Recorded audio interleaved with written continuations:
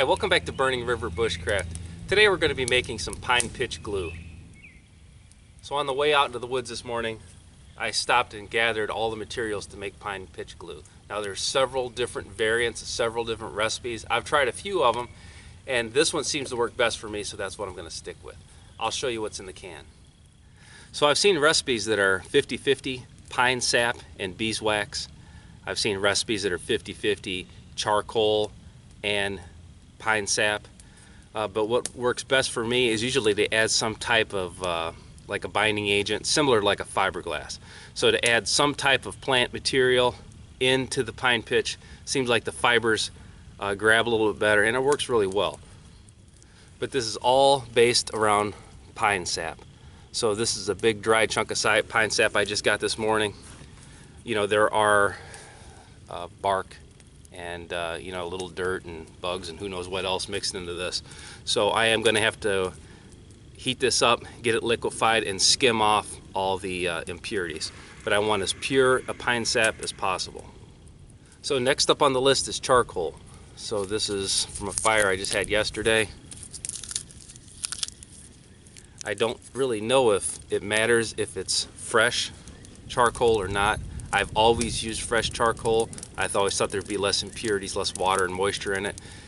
It's worked for me in the past, so I will always, until I can't find any, use fresh charcoal.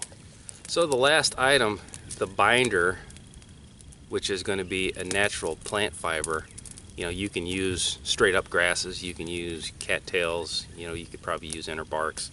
But what I'm going to be using today is actually dried rabbit manure.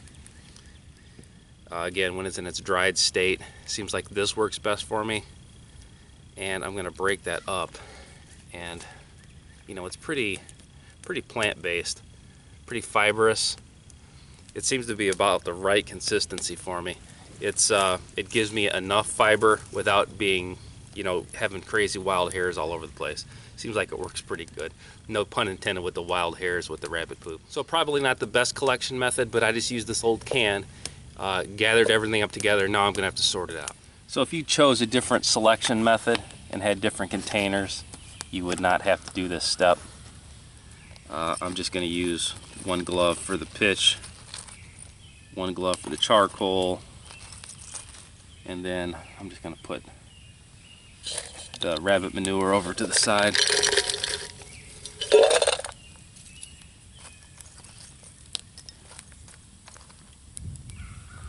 Now when you're selecting your pine sap, you know, this is a big chunk of bark with a little bit of pine sap in it. I did not have a lot available to me. I've collected it in the past and I've stored it in the past, and I'm all out of it right now. So I guess it's worth making a separate trip to a heavily pined area, but there's just none around me right now.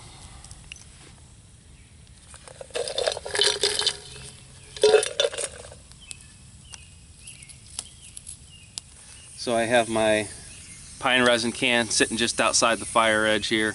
Kind of waiting for this fire to die down a little bit more. I'm going to be dragging coals and stuff around the can itself. Now, pine resin is like super flammable. That's what makes fatwood, you know, such a good thing to carry for fire starting. Now the worst thing I can do with this pine resin that I've got right here is catch it on fire. You know, if I do that, even if I extinguish it, it's brittle and hard at that point. It's no good to me. Now if I boil it, I'm just boiling out the turpentine, which is the flammable product that's in the resin itself. So I'm just going to mess with it, keep a stick going, bounce it around to you know, a moderately warm part of the fire, and take my time, get this all liquefied, and then I'll start skimming off the barks and the impurities. Okay, I don't know how you're going to see in here, but it's getting liquefied. Most of the bigger chunks of bark, like this one right here, you know, that had, you know, enough pine sap on it from make it worth my while to boil it down, you know, that's all out of it by now. So again, this is something that you can save. You can, obviously that thing's super flammable, so you could carry that as a fire starter. You could throw it in the fire now if you needed it. I'm going to reserve these until later. So I'm going to pull the big chunks out and get it down to as liquid a state as possible.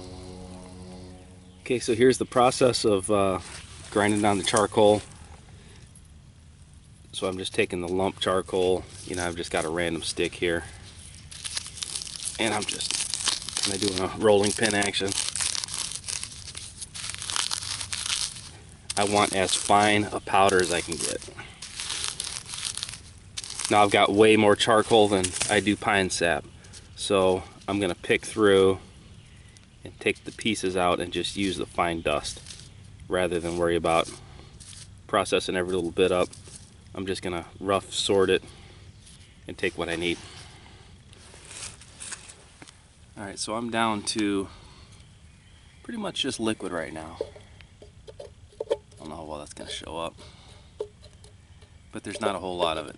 You know, I didn't have much to start with, and it was pretty poor quality. There was a lot of bark and stuff in here.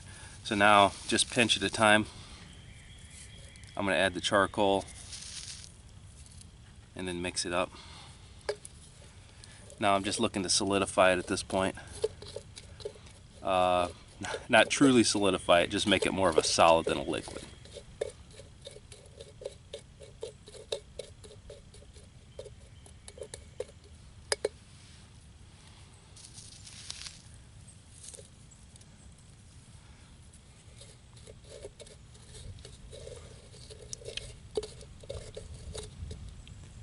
So you see how that's starting to come out now.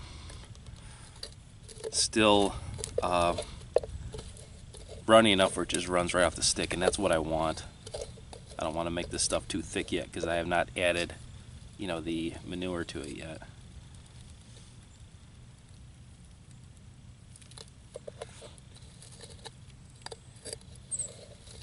And again, this is perfectly acceptable to use this as glue right now.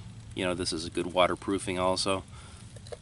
I just have had better luck with it, you know, just by adding some rabbit manure. And I'm just going to go through the same process. I'm just going to grind it up.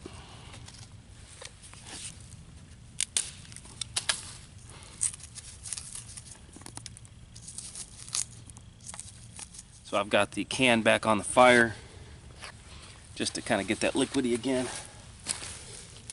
on the fire. And all I want, because this is just such a small amount of pine pitch glue that I'm making, I'm just going to put just a pinch of the manure in it. You know, it doesn't take a lot of that binding agent. I'm going to go ahead and stir this up. It's starting to stiffen up on me. I'm going to throw it back in the fire, get it all stirred up, and then we'll put it on a clean stick for storage. Alright, so I'm starting with a fresh stick here, and what I'm going to do is try to scoop up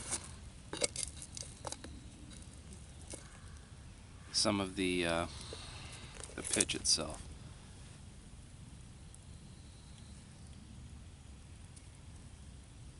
Okay. I'm going to let this dry just a second. Gonna put the other one back in the fire.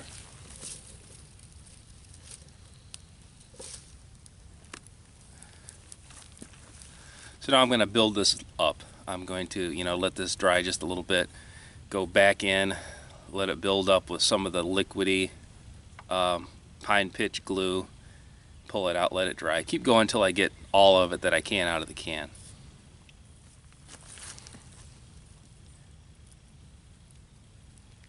And this stuff actually dries, you know, fairly, or cools fairly quickly, and you can see it's still malleable. I can push it, form it a little bit. Now, if this was super hard and glass-like, you know, that would be no good. You need that little bit of give and flex, just so that the glue's able to withstand some shock or something. You know, this is prime stuff to, you know, mount a, you know, an arrowhead on an arrow, or any other type of gear repair that you're trying to do in the field with a natural glue. This is a pretty good substitute.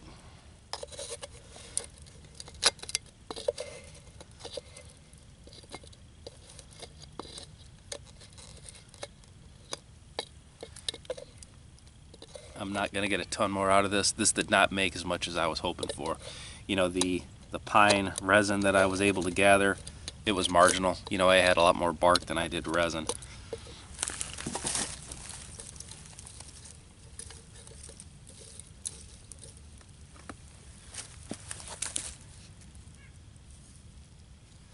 Yeah, but that's good stuff here.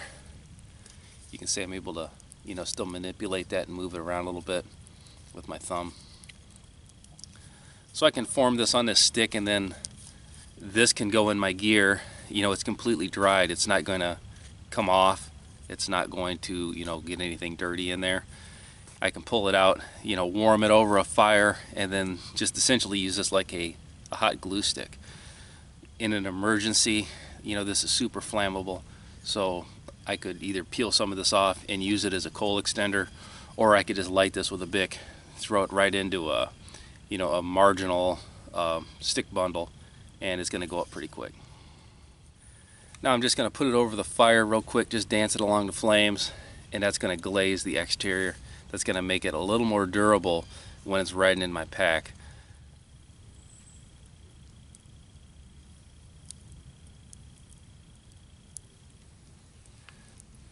And you can see it's got that glass look to it now.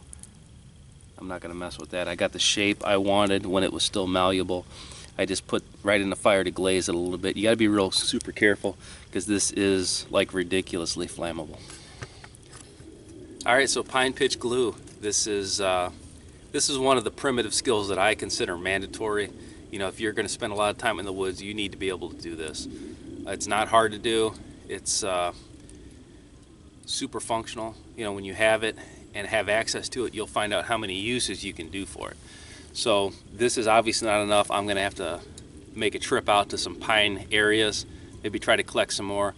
Maybe when I do that, I will bring the camera along and I'll show you what you should be looking for so that you end up with a little more than this. You know, the runnier the sap, the less bark, you know, the better off you're going to be. But again, simple, primitive skill, mandatory to learn this.